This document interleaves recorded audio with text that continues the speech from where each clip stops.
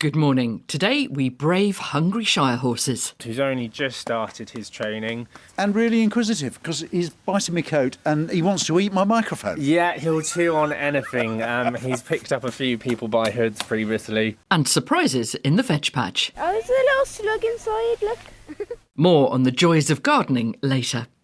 So, after the hectic Christmas and New Year festivities, welcome to 25 minutes of rural respite, as we look both backwards and forwards, starting a couple of hundred years ago.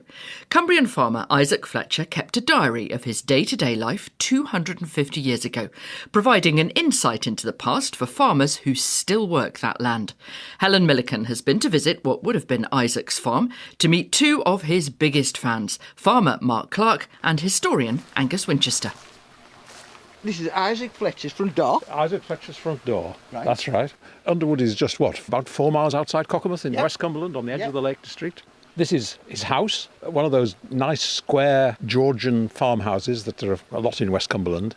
Isaac Fletcher was born in 1713 and he died in 1781.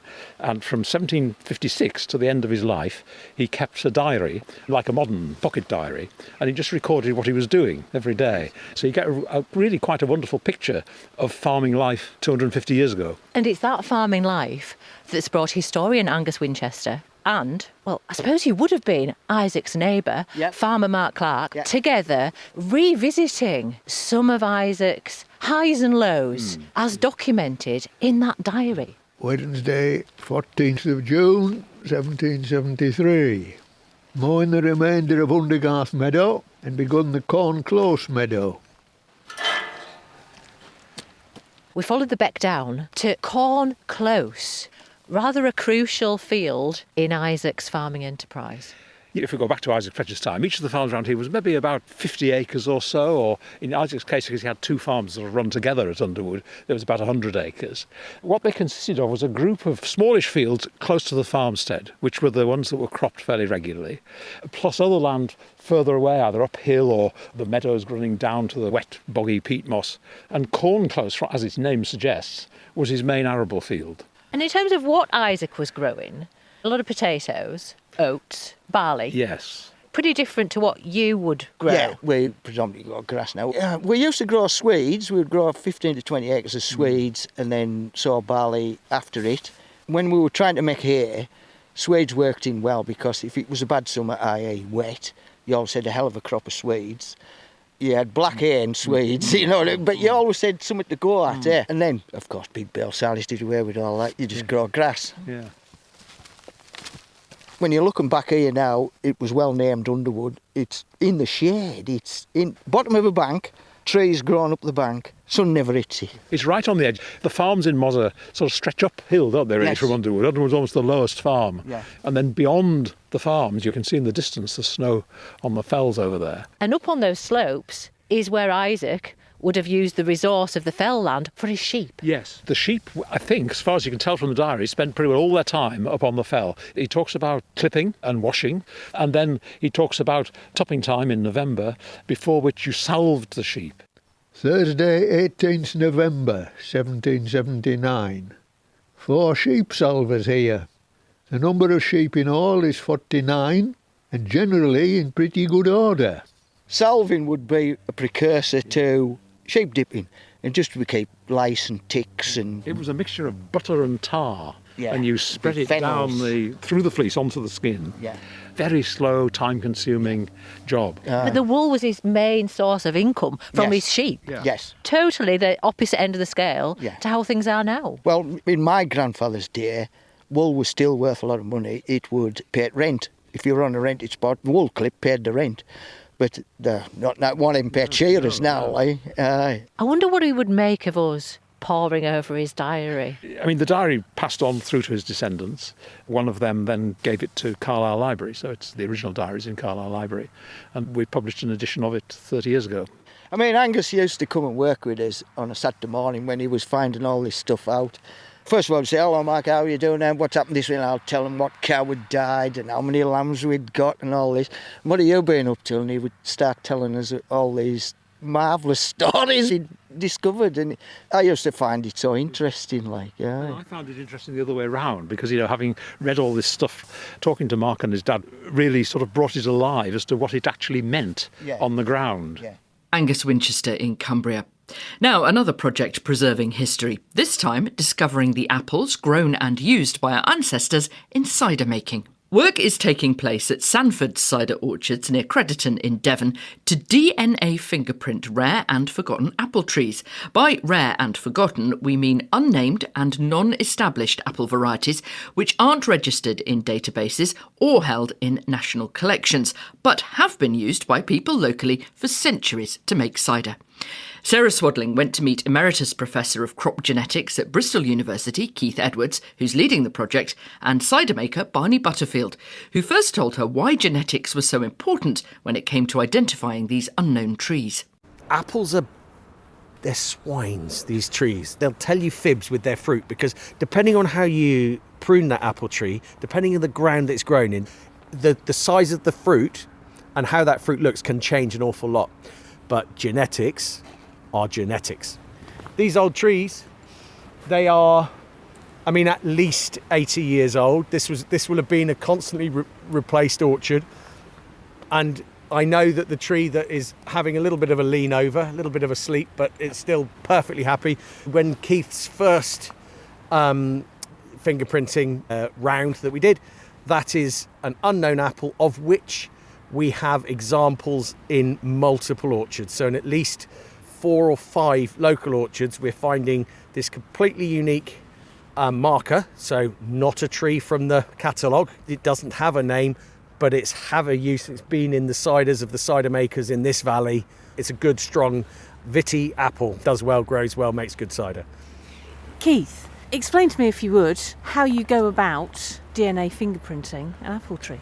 Well, we take a small portion of a leaf, we extract the DNA, and we look at different sections of that DNA, its code, and that generates the fingerprint. Each variety will produce a unique fingerprint, and we can use that fingerprint to identify trees of the same variety. This tree here that Barney's pointed out will have a fingerprint that's not in the database, but will be identical to another tree that might be 20, 30, 40 miles away. The only way that could have happened is at some point in the past, somebody has generated grafts from a tree to produce those separate trees. What is grafting it, and what's the significance of that? First of all, you'll have an apple tree that will have grown from a pip, so it will be unique. The Bramley would have been a very good example of this. Somebody then at some point noticed that first Bramley tree produced apples that had excellent cooking qualities. So what they would have done to propagate that, they would have taken shoots from that and they would have grafted, they would have joined them with a rootstock. And so from one tree, they would have produced hundreds, if not thousands, of clones of that. That grafted material would be genetically identical to the original Bramley. And so nowadays you have the Bramley. And what's in it for you, Barney, as a modern cider maker, to be delving into the past when there are so many established cider apple varieties out there that you could just go, well, that's a Dabonet, that's a Kingston Black. Boom. You've asked me a question that I could answer for the next 4 hours. We had some really rubbish things happen in the 20th century, which really, really ruined what was quite a beautifully established order in the agrarian landscape. And they were war, and we lost human beings, men and women who understood the land, understood how fields behaved, and understood, the different varieties. Orchards would typically be looked after in parcels by individual people. They would be looking after them. They were fiercely competitive micro cider makers. Go back a century and there were 20,000 registered cider makers in Devon. In Devon. Not the UK. There's probably 350 cider makers in the UK now. So people had their own varieties that they treasured. But if we get it right, these wonderful apples will remain and people will be able to make wonderful drinks. That's the real fun bit. Imagine being able to delve into an orchard and select a tree that you know no one knows the name of, you know it's never been identified for probably 100 years, and we can make an individual cider from it. So what's next then, after you've identified the groups? Well, what Barney has done is made cider from those groupings and identified those which are of interest. If they have an interest, then they're worth preserving, and therefore they'll go on to be grafted, placed in lots of multiple orchards, and go on for future generations to use. Keith Edwards. From cider to beer, and a beer with an unusual supply chain. Hook Norton Brewery in Oxfordshire still uses heavy horses to deliver barrels of beer to local pubs. It's part of a tradition that's lasted hundreds of years. Well, Hook Norton's head coachman, Nick Carter, introduced our reporter Vernon Harwood to the 3 shire horses responsible for delivering pints to pubs. This is Balmoral. Balmoral is a 6-year-old working shire horse. He's a dark bay with 4 white feet. He's responsible for delivering the beer to our pubs, alongside Brigadier, his colleague here. He's a bright bay. He stands our biggest at 17 free hands. And then rising up through the ranks, we've got this lad here, Cromwell. He's a rising 4-year-old who's only just started his training. And really inquisitive, because he's biting my coat and he wants to eat my microphone. Yeah, he'll chew on anything. He's picked up a few people by hoods previously. Tell us a bit more about the work they do. So their main role here at Hookie is delivering our beer. So we're one of 2 breweries in the country that still deliver by horse-drawn dray. Just 2? Just 2. So it's ourselves and Sam Smith up in Tadcaster. We've moved into one of the boxes here, so we're surrounded by hay and bales of straw. Alistair Mills is the drayman. He's the head coachman. You're the drayman. Tell me about drays. A dray is a traditional brewery vehicle. Should have 4 wheels of even size. Our everyday dray is a flat-sided dray, so we can roll barrels off the side nice and easily. But I think being a horse-drawn drayman delivering beer I'm up there with some of the rarest jobs in the country, I think, now. And we've got a job of work to do today as well. Yeah, so we need to go and deliver some beer today. So we'll be heading down to the Pear Tree for their weekly beer delivery.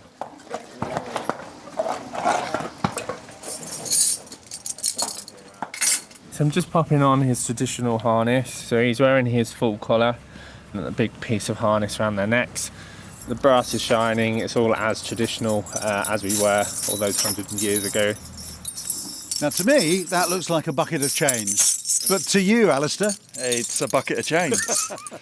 Heavy horses, because they pull such a big weight, they would have used chain traces like this, traditionally actually made piecemeal quite often by ladies.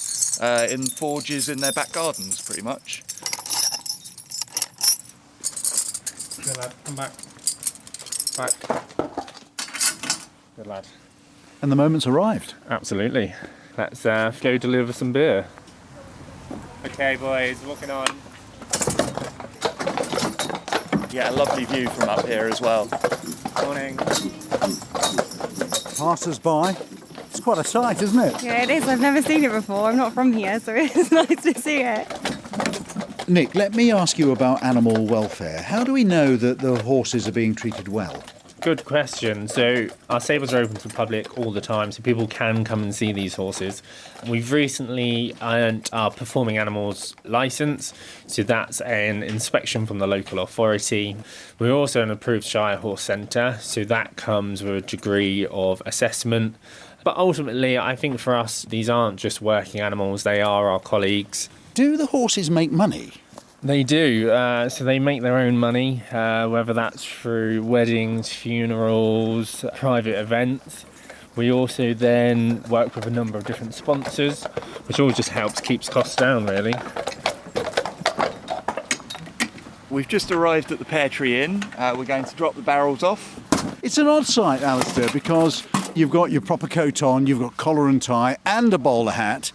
It's the uniform for the job, isn't it? You can't come out in t-shirt and shorts when you're working with such beautiful animals. You'd be doing the horses a disservice, really, wouldn't you? You look very smart. Thank you. Drayman Alistair Mills from the Hook Norton Brewery there. There are a lot of weird and wonderful rural traditions, many of which have fallen out of fashion. But one that remains, and which I've always rather liked, is linked to the Livestock Mart. Kathleen Carragher has been to Rathfriland Market in County Down to find out about the luck penny. It's a typical busy day at the cattle mart, just outside the market town of Rathfriland. It's a world away from the traditional fair, once held in the town square. But I've been told that one connection with the old ways still survives, and that's the tradition of the luck penny, where the farmer hands back a small portion of the payment with a spit and a handshake as a goodwill gesture to seal the deal with the buyer. Kenny Dodge, you're the assistant manager here at Rathfriland Mart. How does the old tradition of the luck penny fit in now? It's not maybe just common what it used to be, but it's still common. The older generation would leave a luck penny in the office, or after they sell their stock, they'll go over to the buyer and give them a luck penny. And what was the thinking behind it? The thinking behind it was they add luck to their stock. That man will come back next time and buy their stock. What kind of sums are handed over? Anything from £5 to £20. Depends on the value of the beast. Now, you grew up in a farm around Yes. here. Would you remember seeing it as a child? Yes, I remember going to the sales with my granda and my father, and there would have been luck pennies handed out to different people. Did they do the old-fashioned thing of spitting on their hands? Yes. You wouldn't see that now, but the older days, yes, you would have. Round at the cattle pens, there still seems to be enthusiasm for the luck penny tradition. I never would refuse a man a luck penny, so I wouldn't. You'd be glad if everybody to bid, and it's the best spent money, so it is. Because if you refuse a man a luck penny, you maybe not buy your stock in the future. Oh, yes, you would give everybody a luck penny, because you want to make it lucky to the person. The traditional market used to be held in the town square, and it's celebrated by a sculpture of a luck penny, and it's something the local tourist guide Sheila Henry shows her visitors. The luck penny was erected here in the town square back in 2011. The actual sculpture, it's sitting on a big plinth of Mourne granite, and it's about, I would say, 6 to 7 feet high.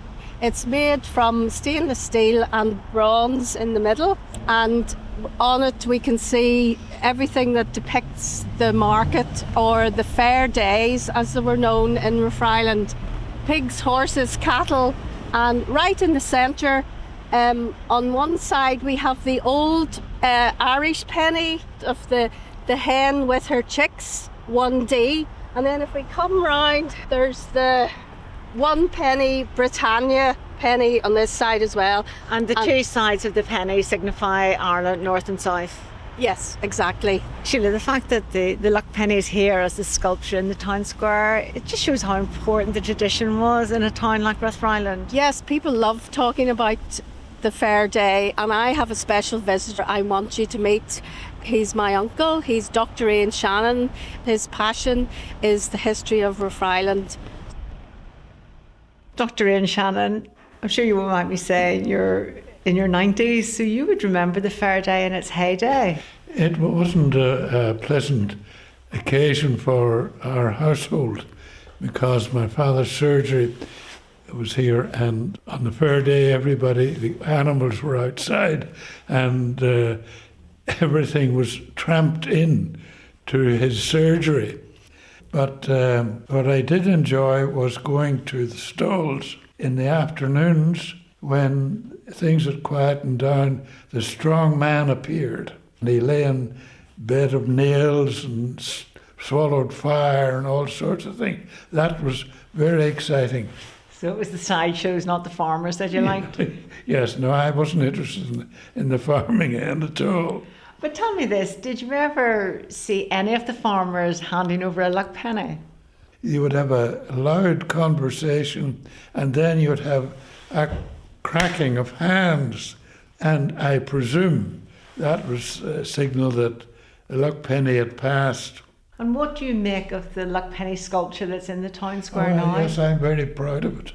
Yes, I think it's an excellent addition to the town. Dr. Ian Shannon. The children's charity Farms for City Children turns 50 this year. The charity, founded by Claire and Michael Morpurgo, offers residential trips for city school children to experience what life is like on a farm. Come rain or shine, they get involved with looking after livestock and harvesting veg. And it's both a brilliant and transformative experience. Fiona Clampin donned her wellies and joined the Morpurgos at Nethercott Farm in Devon to hear about why they set up the charity all those years ago and why the landscape is so important to the work they do. Look at this view. This is Ted Hughes' favourite view, isn't it? Incredible. How would you describe it, Claire? I mean, amazing, especially that shoulder of land coming through there. No trees can grow on it, nobody can cultivate it because it's too steep. It's so beautiful, isn't it? It's like a piece of sculpture. And you used to come here as a child? I came here when I was 7 the first time, and I just came back and back. My father had relations locally. I was put up in the local pub, and I came for my holidays on my own, and I just loved it. I ended up living here. But I think probably those very early days is what started us off. It didn't give us the idea. It gave you the idea. Okay. You are the prime motivator in this, for good or bad. You're the prime motivator. Yes, it's a revisiting of your own dream, that's for sure. It is, it's beautiful. It is, it hasn't changed, honestly, look at it. There's not a house in sight, is there? No. It is, and it's amazing. You can see the River Torridge running along the valley there. And this is a sheep field, and down the bottom a water meadow, which is for sheep and for cattle. They put the cattle in first and then put the sheep in there afterwards. And no one else in sight. So when the children come down here, this is what's, I think, truly wonderful, and they walk the fields like Claire did. From here, they will see herons lifting off that river. They will see salmon or sea trout rising, and they've never seen that before. And walking across this field, not at this time of year, usually in the summer, the sound you hear, which is most evocative, I think, is the buzzers, isn't it, Claire, really? And the swallows, and the swifts. Well, you have your favourite, and I'll have mine. Shall we move on? Walk on? Yeah, moving on.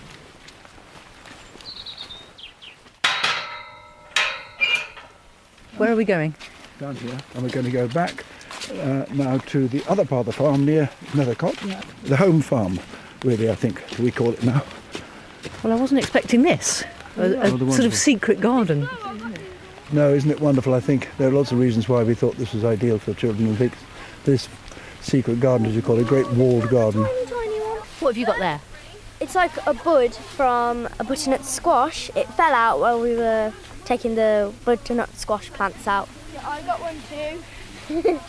That was a proper one. Oh, it does. It looks like a mini squash, doesn't it? Yeah, oh, there's a little slug inside, look. Tell me what it is that you're doing here. We are taking out the butternut squash, and the other day we harvested it, and now we're taking out the leaves of it so we can clear the space for next year's harvest. Ah, I see. And what does that involve? Getting our hands dirty and like enjoying the part that we're actually like gardening. It's like a memory that we can keep forever. What you need to do with gardening is you have to connect with nature because you are nature yourself. So you have to make a bond with gardening to actually do it properly. The key to it is that you've got to have people together and you've got to care for it lots.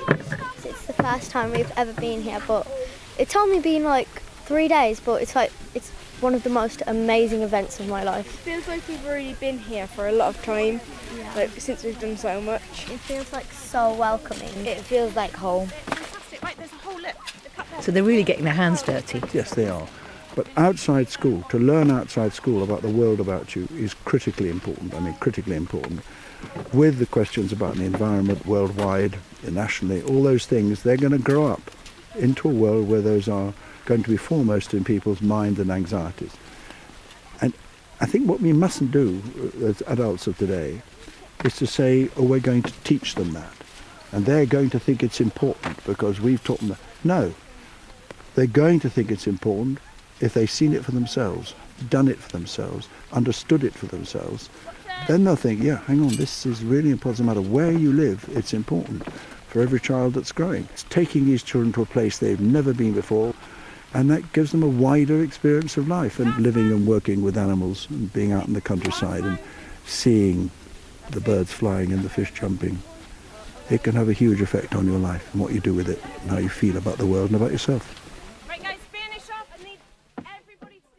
Michael Morpurgo on Farms for City Children. And that's all we've got time for. I'm Charlotte Smith. The producer is Joe Pesey. And Farming Today this week is a BBC Audio Bristol production.